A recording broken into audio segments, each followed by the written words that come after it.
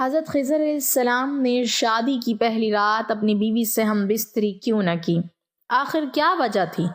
حضرت خضر کی والد نے آپ کی شادی ایک کنواری لڑکی سے کروائی تو آپ نے اس کے ساتھ ساری رات ہم بستری نہ کی اور عبادت میں مصروف رہے۔ صبح دلہن کو دائی نے چیک کیا تو اس نے بتایا کہ یہ لڑکی ابھی تک کنواری۔ پھر بسم اللہ الرحمن الرحیم۔ حضرت خضر علیہ السلام اللہ کے خاص بندے اور علم غیب کے حامل تھے۔ ان کا مقصد دنیاوی زندگی کے معمولات میں مشغول ہونا نہیں بلکہ اللہ کی ہدایت اور بندوں کے لیے سبق آموز تجربات پیش کرنا تھا۔ حضرت موسیٰ علیہ السلام کے ساتھ ان کے سفر میں ہمیں ان کی حکمت اور اللہ کی منصوبہ بندی کی جھلکیں ملتی ہیں۔ حضرت خضر علیہ السلام کی زندگی میں شادی یا ازدواجی تعلقات کا ذکر بہت کم ہے کیونکہ ان کا مشن اللہ کی رضا حاصل کرنا اور بندوں کو سبق دینا تھا۔ ان کے لیے دنیاوی تعلقات یا خواہشات کسی وقت کی ضیاع کے مترادف تھے۔ انہوں نے اپنی زندگی کو مکمل طور پر اللہ کے حکم کے تابع کر دیا تھا اور اپنی تمام توانائی روحانی سفر اور اللہ کی ہدایت کے لیے وقف کر دی تھی۔ حضرت خضر علیہ السلام نے کشتی میں سوراخ کیا تاکہ ظالم بادشاہ غریب لوگوں کی کشتی چھین نہ سکے۔ انہوں نے ایک نوجوان کو قبل از وقت ہلاک کیا تاکہ والدین کے ایمان کے خلاف بڑا شر نہ ہو، اور یتیم بچوں کے لیے ایک دیوار کی مرمت کی تاکہ ان کے والدین کا خزانہ محفوظ رہے۔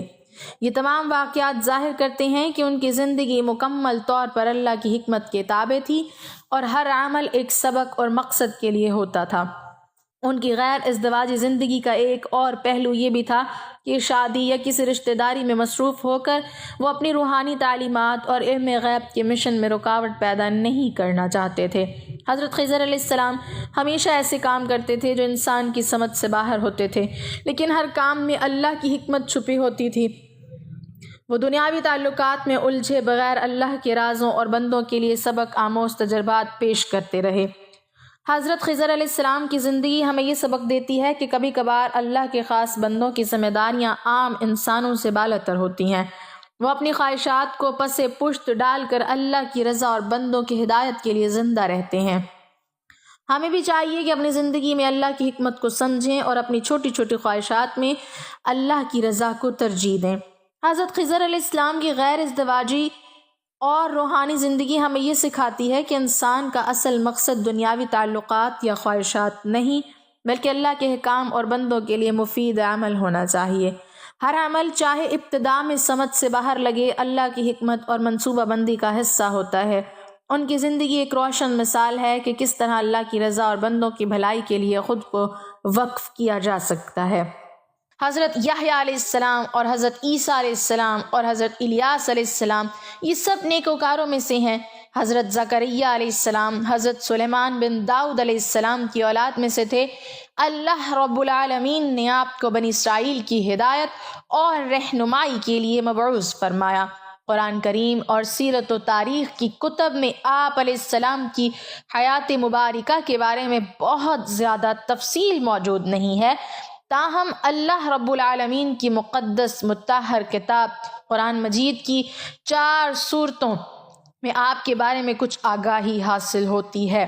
نیز بائبل میں ایک باب صحیفہ حضرت زکریا علیہ السلام کے نام سے ہے، لیکن وہ ذکر یہ نہیں ہے جن کا ذکر اللہ رب العالمین کی لاریب کتاب قرآن مجید میں ہے۔ تورات والے زکریا کی ولادت حضرت عیسیٰ علیہ السلام کی ولادت سے 500 سال قبل بیان کی گئی ہے، جبکہ قرآن میں جن زکریا علیہ السلام کا ذکر ہے وہ حضرت عیسیٰ علیہ السلام کی والدہ محترمہ حضرت مریم کے مربی اور حضرت یحییٰ علیہ السلام کے والد ماجد ہیں۔ حضرت زکریا علیہ السلام کی اہلیہ اور حضرت مریم علیہ السلام کی والدہ آپس میں بہنیں تھیں۔ یوں حضرت زکریا علیہ السلام اور حضرت مریم علیہ السلام کے خالو تھے۔ آپ علیہ السلام نبی ہونے کے علاوہ بیت المقدس کے امام، خادم اور ایک روحانی شخصیت تھے۔ انجیل میں اس منصب کو کاہن کہا گیا ہے۔ دراصل بنی اسرائیل میں کاہن ایک مذہبی اور روحانی عہدہ تھا جس کے ذمے ہیکل سلیمانی اور بیت المقدس کی مذہبی رسومات کو انجام دینا تھا۔ آپ علیہ السلام کے والد کے نام کے بارے میں مفسرین نے مختلف اقوال تحریر کیے ہیں۔ حافظ ابو القاسم ابن عساکر اپنی مشہور کتاب حافل میں فرماتے ہیں کہ آپ علیہ السلام کے والد محترم کا اسم گرامی برقیہ تھا۔ حضرت زکریہ علیہ السلام بھی دیگر انبیاء کرام کی طرح اپنے ہاتھ سے خود کام کرتے تھے، جس کی تصدیق اس حدیث مبارکہ سے ہوتی ہے کہ صحابی رسول حضرت ابو ہریرہ رضی اللہ تعالی عنہ سے روایت ہے کہ حضور نبی کریم صلی اللہ علیہ وسلم نے فرمایا، حضرت زکریہ علیہ السلام بوڑھے ہی تھے، رب العالمین نے دنیا میں جتنے بھی انبیاء کرام مبعوث فرمائے انہوں نے معاش کے لیے کسی نہ کسی پیشے کو ضرور اپنایا۔ وہ اپنی روزی اپنے ہاتھ کی محنت سے پیدا کرتے اور اپنی معاش کا بوجھ کسی دوسرے پر ہرگز نہ ڈالتے، کسی سے دین حق کے کام کی اجرت ہرگز طلب نہیں کرتے تھے، بلکہ یہ اعلان فرماتے، اور میں تم سے اس تبلیغ پر کوئی اجرت نہیں مانگتا، میری اجرت تو اللہ رب العالمین ہی پر ہے۔ مفسر تحریر فرماتے ہیں کہ حضرت آدم علیہ السلام جب دنیا میں بھیجے گئے تو ان کے پاس جنت کے پودوں کے بیج تھے، انہوں نے کاشتکاری کی اور سب سے پہلے آٹا پیس کر روٹی بنائی، نیز ستر پوشی کے لیے جانوروں کی کھالوں کا لباس تیار کیا۔ یہ سب کام حضرت جبرائیل امین علیہ السلام نے انہیں سکھائے۔ حضرت شیس علیہ السلام نے تعمیرات کا کام شروع کیا، شہروں اور قلعوں کی بنیاد رکھی، بائبل اور سوس آپ علیہ السلام نے ہی آباد کیے۔ حضرت نوح علیہ السلام لکڑی کا کام کرتے تھے، آپ علیہ السلام نے کشتیاں بنائیں۔ حضرت ادریس علیہ السلام نے کپڑا بنایا، ناپ تول اور اسلحہ بنانے کا طریقہ ایجاد کیا۔ حضرت ہود علیہ السلام اور حضرت صالح علیہ السلام تجارت کیا کرتے تھے۔ حضرت ابراہیم علیہ السلام اور حضرت اسماعیل علیہ السلام کھیتی باڑی کے علاوہ تعمیراتی کام بھی کیا کرتے تھے، انہوں نے بیت اللہ یعنی خانہ کعبہ کی تعمیر کی۔ حضرت اسماعیل علیہ السلام تیر کمان بھی بنایا کرتے تھے۔ حضرت شعیب علیہ السلام اونٹ بھیڑ بکریاں پالتے تھے اور ان کے دودھ سے معاش تلاش کرتے۔ حضرت لوط علیہ السلام کھیتی باڑی کا کام کرتے تھے۔ حضرت اسحاق علیہ السلام، حضرت یعقوب علیہ السلام اور ان کے فرزند بکریاں چرایا کرتے تھے۔ حضرت موسیٰ علیہ السلام کھیتی باڑی کے ساتھ بکریاں بھی چرایا کرتے تھے۔ آپ علیہ السلام کے نکاح کے مہر میں بھی بکریاں چرانا تھا۔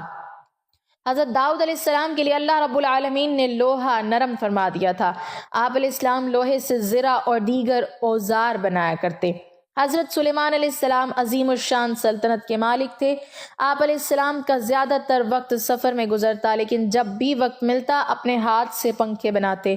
امام الانبیاء حضرت محمد مصطفیٰ صلی اللہ علیہ وسلم نے بچپن میں بکریاں چرائیں۔ حضرت مریم علیہ السلام کی والدہ اپنی نظر پوری کرنے کی نیت سے نومولود مریم کو لے کر بیت المقدس پہنچیں۔ وہاں مسجد کے مجاور خادم اور کاہن موجود تھے، جن میں حضرت زکریا علیہ السلام بھی شامل تھے۔ حضرت مریم علیہ السلام کی والدہ نے کہا، اس بچی کے متعلق نظر مان چکی ہوں، اب یہ بیت المقدس کی خدمت کے لیے آپ لوگوں کے پاس ہی رہے گی، کیونکہ وہ حضرت عمران علیہ السلام کی بیٹی تھی جو مسجد کے امام اور ایک روحانی بزرگ تھے، لہٰذا سب کی خواہش تھی کہ بچی اس سے مل جائے۔ حضرت زکریا علیہ السلام کا استدلال تھا کہ بچی کی ماں اور ان کی اہلیہ سگی بہنیں ہیں، نیز خالہ بھی ماں کی جگہ پر ہوتی ہے، اس لیے بچی کی پرورش پر ان کا حق زیادہ ہے۔ تاہم دیگر افراد اس پر راضی نہ ہوئے تو قرآن دازی کا فیصلہ کیا گیا، جس پر تینوں بار قرآ حضرت زکریہ علیہ السلام ہی کے نام نکلا۔ یوں اللہ رب العالمین نے آپ علیہ السلام کو حضرت مریم علیہ السلام کا سرپرست بنا دیا۔ آپ علیہ السلام نے بڑے ذوق و شوق سے ان کی پرورش شروع کر دی۔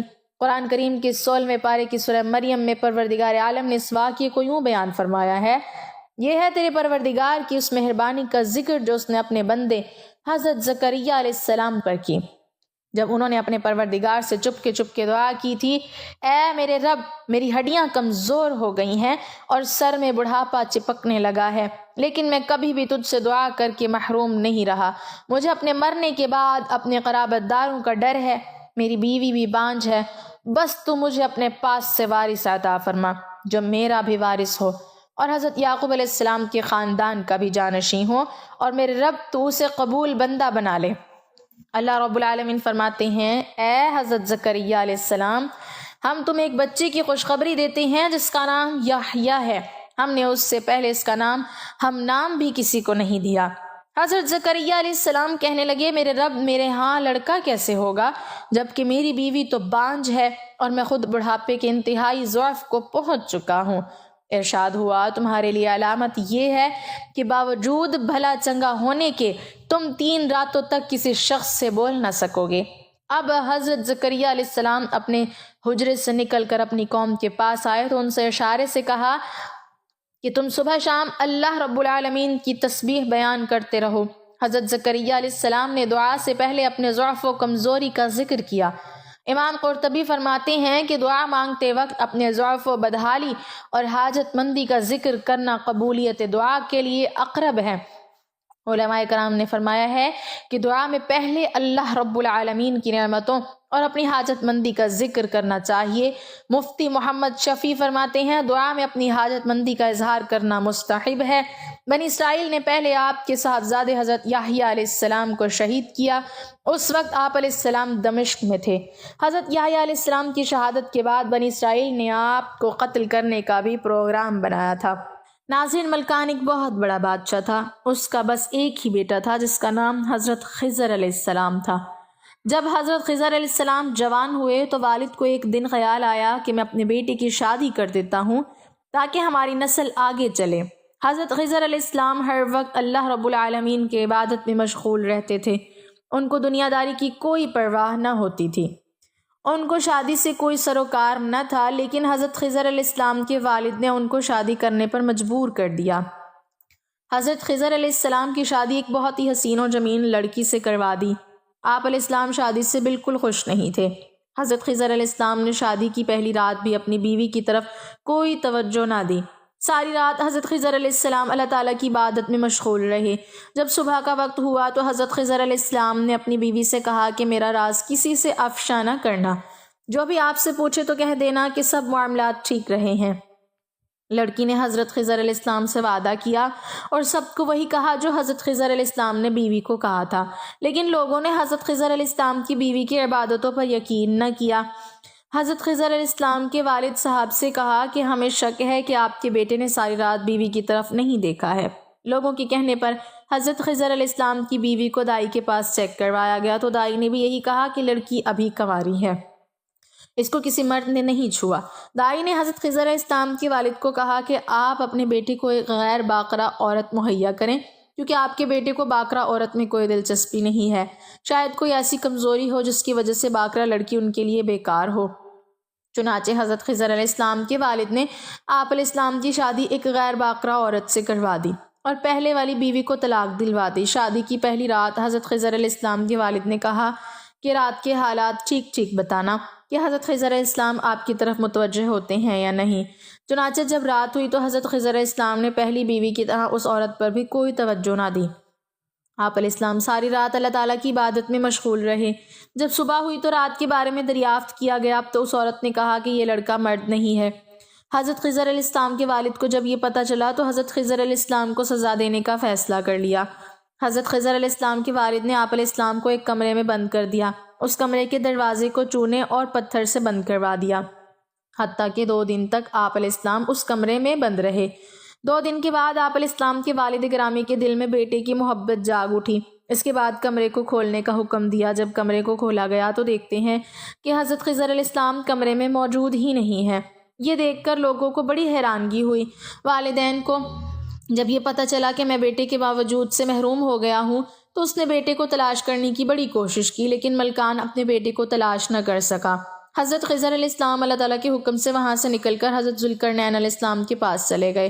آپ علیہ السلام حضرت ذوالقرنین علیہ السلام کے ہمراہ بحر ظلمات میں جا کر آب حیات نوش کیا، ہمیشہ کے لیے اپنی زندگی کے مالک بن گئے۔ خدا نے حضرت خضر علیہ السلام کو یہ معجزہ عطا کیا کہ آپ علیہ السلام کو دریاؤں پر مؤخر کر دیا۔ چنانچہ حضرت خضر علیہ السلام ایک سمندر کے قریب ہی رہائش پذیر ہو گئے۔ ایک دن حضرت خضر علیہ السلام ایک جزیرے میں نماز ادا کر رہے تھے کہ اتنے میں حضرت خضر علیہ السلام کے 2 تاجر حادثے کے بعد اسی جزیرے میں جا پہنچے تھے۔ جب حضرت خضر علیہ السلام عبادت سے فارغ ہوئے تو لوگوں نے اپنے حالات بتائے۔ ان تاجروں نے حضرت خضر علیہ السلام کو پہچان لیا تھا۔ ان لوگوں نے اپنی مشکل بتائی۔ حضرت خضر علیہ السلام نے فرمایا کہ میں آپ کی مدد ایک شرط پر کروں گا۔ وہ شرط یہ ہے کہ اپنے ملک میں جا کر کسی سے بھی میرا ذکر نہیں کرو گے۔ ان لوگوں نے یقین دلایا کہ ہم کسی سے بھی آپ علیہ السلام کا ذکر نہیں کریں گے۔ حضرت خضر علیہ السلام نے سمندر کی لہروں کو حکم جاری کیا کہ ان لوگوں کو فلاں ساحل پر پہنچا دو۔ سمندر کی لہر نے ان لوگوں کو ساحل پر پہنچا دیا۔ اپنے ملک میں پہنچنے کے بعد ایک آدمی تو اپنے وعدے پر قائم رہا مگر دوسرے آدمی سے رہا نہ گیا۔ وہ آدمی حضرت خضر علیہ السلام کے والد ملکان کے پاس گیا۔ اس نے حضرت خضر علیہ السلام سے ملاقات کا سارا واقعہ بتا دیا۔ آدمی نے یہ بھی کہا تھا کہ میرے ساتھ ایک تاجر اور بھی تھا۔ جب اس تاجر کو بھی ملکان نے اپنے پاس آنے کو کہا، جب وہ تاجر بادشاہ کے پاس آیا تو اس نے کہا کہ یہ آدمی جھوٹ بول رہا ہے، میں تو اس آدمی کو جانتا بھی نہیں ہوں کہ یہ کون ہے۔ اس آدمی نے کہا کہ بادشاہ سلامت، یہ آدمی جھوٹ بول رہا ہے، اس کو ابھی قید کرنے کا حکم دے دو اور میرے ساتھ اپنے کچھ ساتھی اور اس جزیرے میں بھیج دیجئے، ساری حقیقت سامنے آ جائے گی۔ چنانچہ بادشاہ نے اس تاجر کے ساتھ اپنے کچھ آدمی جزیرے کی طرف بھیج دیے، مگر جب ملکان کے آدمی وہاں گئے انہوں نے حضرت خضر علیہ السلام کو بڑا تلاش کیا، لیکن بادشاہ کے آدمی ناکام لوٹ آئے اور انہوں نے واپس آ کر سارا واقعہ بیان کر دیا۔ بادشاہ نے پہلے آدمی کو رہا کر دیا اور دوسرے کو پکڑ کر قید کر لیا۔ اتفاقاً اس شہر میں کوئی بڑی تباہی آ گئی کیونکہ وہاں کے لوگ بڑے گناہ گار تھے۔ اس تباہی نے سوائے 2 آدمیوں کے سب کو تباہ و برباد کر کے رکھ دیا۔ ایک وہ کنواری عورت جس نے حضرت خضر علیہ السلام کا راز فاش نہ کیا تھا، دوسرا وہ آدمی جس نے حضرت خضر علیہ السلام سے کیا وہ وعدہ پورا کیا۔ جب یہ دونوں آپس میں ملے تو انہوں نے ایک دوسرے سے بات چیت کی۔ دونوں نے ایک دوسرے کو بتایا کہ ہم نے حضرت خضر علیہ السلام کا راز فاش نہیں کیا تھا۔ ان دونوں نے آپس میں نکاح کر لیا۔ اس ملک سے ہجرت کر کے یہ دونوں کسی دوسرے ملک جا کر بس گئے۔ اللہ پاک ہمیں بہتر عمل کی توفیق عطا فرمائے اور ہمارا خاتمہ ایمان پر فرمائے، آمین۔ ناظرین، کمنٹ باکس میں اللہ تعالیٰ کے 99 ناموں میں سے ایک نام ضرور